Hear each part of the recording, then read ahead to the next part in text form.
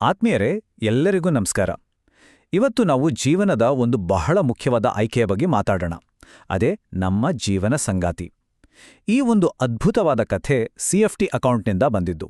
ಇದನ್ನ ಕಟ್ಟೆ ಯರಿಸ್ವಾಮಿ ಅವರು AI ತಂತ್ರಜ್ಞಾನ ಬಳಸಿ ನಮ್ಮ ಜೊತೆ ಹಂಚಿಕೊಂಡಿದ್ದಾರೆ.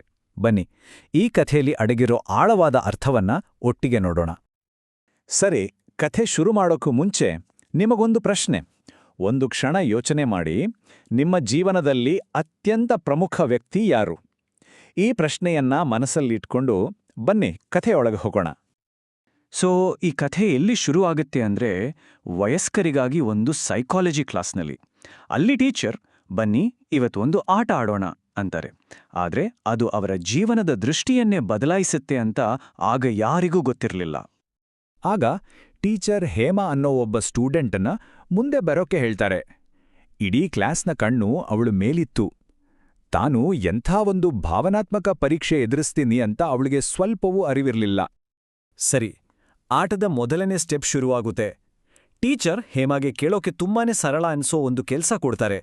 ಆದ್ರೆ ಅದೇ ಕೆಲ್ಸ ಅವಳ ಇಡೀ ಭಾವನಾತ್ಮಕ ಪಯಣಕ್ಕೆ ಅಡಿಪಾಯ ಆಗುತ್ತೆ.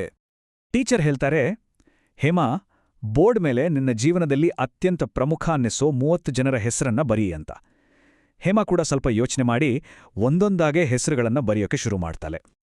ಆ ಲಿಸ್ಟ್ನಲ್ಲಿ ಯಾರ್ಯಾರಿದ್ರು ಅಂದ್ರೆ, ಮನೆಯವರು, ಸಂಬಂಧಿಕರು, ಫ್ರೆಂಡ್ಸು, ಜೊತೆ ಕೆಲಸ ಮಾಡೋರು, ಅಕ್ಕಪಕ್ಕದ ಮನೆಯವರು, ಹೀಗೆ ನಮ್ಮೆಲ್ಲರ ಜೀವನದಲ್ಲಿರೋ ಸಂಬಂಧಗಳ ಒಂದು ಪ್ರತಿಬಿಂಬದಂತಿತ್ತು ಅದು. ಸರಿ, ಲಿಸ್ಟ್ ರೆಡಿ ಆಯ್ತು. ಆದ್ರೆ ಆಟದ ಅಸ್ಲಿ ಸವಾಲು ಶುರುವಾಗಿದ್ದೇ ಈಗ. ಒಂದೊಂದೇ ಆಯ್ಕೆ ಕಷ್ಟ ಆಗ್ತಾ ಹೋದ ಹಾಗೆ ಕ್ಲಾಸ್ನ ವಾತಾವರಣ ಕೂಡ ಗಂಭೀರ ಆಗ್ತಾ ಹೋಯ್ತು. ಮೊದಲಿಗೆ ಟೀಚರ್ ಹೇಳ್ತಾರೆ, ಇದರಲ್ಲಿ 3 ಹೆಸರನ್ನ ಅಳಿಸ್ಬಿಡು.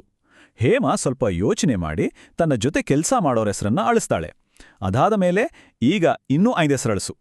ಈ ಸಲ ಅಕ್ಕಪಕ್ಕದ ಮನೆಯವರ ಹೆಸರುಗಳು ಹೋದು. ಹೀಗೆ ಒಂದೊಂದೇ ಹೆಸರು ಅಳಿಸಿದ ಹಾಗೆ ಪಟ್ಟಿ ಚಿಕ್ಕದಾಗ್ತಾ ಹೋಯ್ತು. ನಿರ್ಧಾರ ತಗೊಳ್ಳೋದು ಕಷ್ಟ ಆಗ್ತಾ ಹೋಯ್ತು. ಹೀಗೆ ಅಳಿಸ್ತಾ ಕೊನೆಗೆ ಬೋರ್ಡ್ ಮೇಲೆ ಉಳಿದಿದ್ದು ಬರೀ 4 ಹೆಸರುಗಳು.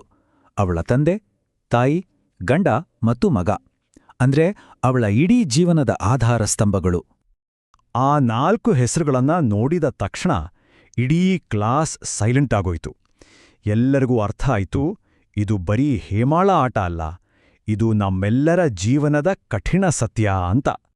ಇಲ್ಲಿಂದ ಮುಂದೆ ಕಥೆ ಒಂದು ತುಂಬನೇ ಎಮೋಷನಲ್ ಟರ್ನ್ ತಗೊಳುತ್ತೆ. ಯಾಕಂದ್ರೆ ಹೇಮಾಳ ಮುಂದಿದ್ದ ಆಯ್ಕೆ ಇದೆಯಲ್ಲ, ಅದು ನಿಜಕ್ಕೂ ಹೃದಯ ಹಿಂಡುವಂಥದ್ದು. ಅವಳ ಜೀವನದ ಅತಿದೊಡ್ಡ ನಿರ್ಧಾರ ತೆಗೆದುಕೊಳ್ಳುವ ಸಮಯ ಬಂದಿತ್ತು.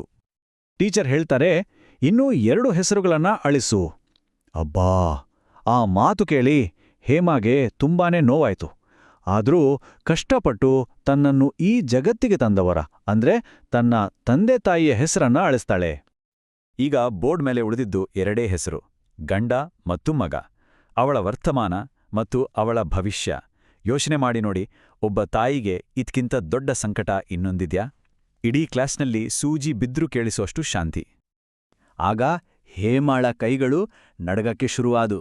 ಕಣ್ಣಲ್ಲಿ ನೀರು ತುಂಬಿಕೊಂಡು ಅಳುತ್ತಲೇ ಅವಳು ತನ್ನ ಮಗನ ಹೆಸರನ್ನ ಅಳಿಸ್ಬಿಡ್ತಾಳೆ. ಅಷ್ಟೇ. ಆಮೇಲೆ ಅವಳಿಂದ ದುಃಖ ತಡೆಯೋಕಾಗದೆ ಗಟ್ಟಿಯಾಗಿ ಅಳೋಕ್ ಶುರು ಮಾಡ್ತಾಳೆ. ಅವಳು ಅಳ್ತಿದ್ರೂ ಇಡೀ ಕ್ಲಾಸ್ ಮಾತ್ರ ಒಂದು ಉತ್ತರಕ್ಕಾಗಿ ಕಾಯ್ದಿತ್ತು. ಯಾಕೆ ನಿರ್ಧಾರ ಅಂತ. ಈಗ ಹೇಮಾ ತನ್ನ ನಿರ್ಧಾರದ ಹಿಂದಿನ ಕಾರಣವನ್ನ ಹೇಳೋ ಸಮಯ ಬಂದಿತ್ತು. ಕಥೆಯ ನಿಜವಾದ ಸಾರ ಇಲ್ಲೇ ಇದೆ. ಟೀಚರು ಅವಳನ್ನ ಸಮಾಧಾನ ಮಾಡಿ ಎಲ್ಲರ ಮನಸ್ಸಲ್ಲಿದ್ದ ಪ್ರಶ್ನೆಯನ್ನೇ ಕೇಳ್ತಾರೆ. ನೋಡಮ್ಮ, ತಂದೆ ತಾಯಿ ಜನ್ಮ ಕೊಟ್ಟೋರು, ಮಗನಿಗೆ ನೀನು ಜನ್ಮ ಕೊಟ್ಟಿದ್ಯಾ. ಇವ್ರು ಯಾರನ್ನೂ ಮತ್ತೆ ಪಡೆಯೋಕ್ಕಾಗಲ್ಲ. ಆದೇ ಗಂಡನನ್ನ ಬದಲಿಸ್ಬೋದಲ್ವಾ?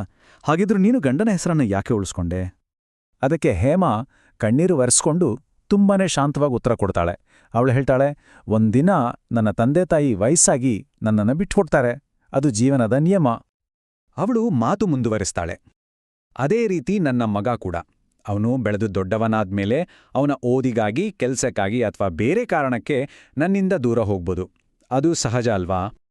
ಆದ್ರೆ ಅಂತ ಒಂದು ಕ್ಷಣ ನಿಲ್ಸಿ ಹೇಳ್ತಾಳೆ, ನನ್ನ ಜೀವನದ ಕೊನೆಯ ಉಸಿರಿರೋವರೆಗೂ ನನ್ನ ಎಲ್ಲಾ ಸುಖ ದುಃಖಗಳಲ್ಲೂ ನನ್ನ ಜೊತೆ ಇರೋದು ಒಬ್ರೇ, ಅದು ನನ್ನ ಗಂಡ. ಈ ಮಾತುಗಳಲ್ಲಿ ಜೀವನದ ಎಷ್ಟೋ ದೊಡ್ಡ ಸತ್ಯ ಅಡಗಿದೆ ಅಲ್ವಾ?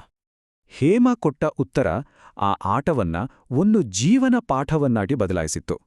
ಈ ಕಥೆಯ ಕೊನೆ ಭಾಗ ನಮ್ಮೆಲ್ಲರಿಗೂ ಒಂದು ಬಹಳ ಮುಖ್ಯವಾದ ಪಾಠವನ್ನ ಹೇಳ್ಕೊಡುತ್ತೆ.